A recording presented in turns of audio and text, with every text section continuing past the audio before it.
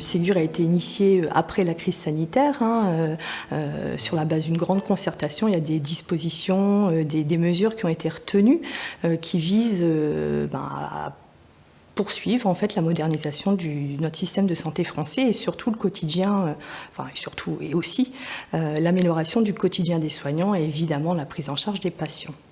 Alors il y a plusieurs piliers. Le pilier numéro 1, je dirais en plus l'essentiel, le central, qui vise à reconnaître en fait les métiers de la santé à la hauteur de l'investissement de ceux qui pratiquent, qui l'exercent, et notamment une revalorisation salariale de ces métiers. Alors c'est là le problème.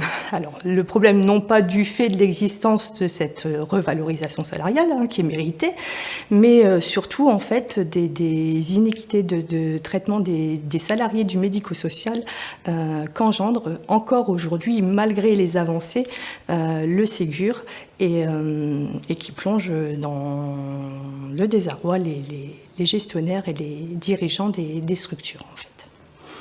Alors si je devais, pour donner un exemple, aujourd'hui il exclut encore bon nombre de professionnels, si je devais me concentrer sur le handicap, par exemple récemment, c'est pas si vieux, donc c'est en novembre, la loi des finances de la sécurité sociale a en effet revalorisé, pris en compte l'ensemble des salariés soignants du champ du handicap pour cette revalorisation, et ce quel que soit le financeur, ce qui n'était pas le cas avant, donc qui compliquait déjà la chose. Mais pour le coup, la loi ne prévoit pas cette revalorisation pour les professionnels non soignants, alors que ça a été fait dans les EHPAD. Donc aujourd'hui encore, les éducateurs, les paramédicaux de ces structures ne sont pas concernés. Alors ce qui fait qu'aujourd'hui, il y a quand même des employeurs qui devraient rémunérer différemment des professionnels qui exercent exactement le même métier. Alors c'est pas sans problème, évidemment pour eux. Ça pose aussi le problème de la reconnaissance de ces professionnels, ce qui est vécu de façon injuste, et on peut les comprendre. C'est quand même des professionnels qui sont mobilisés et engagés dans le soutien, l'accompagnement des personnes au quotidien. Et ça ne facilite pas non plus. Puis ces professionnels ont surtout aussi été en première ligne lors de la crise sanitaire. Et je pense aussi à nos professionnels dans les maisons d'enfants, dans la protection de l'enfance. En maison d'enfants, pendant la crise sanitaire, les conditions n'étaient pas faciles.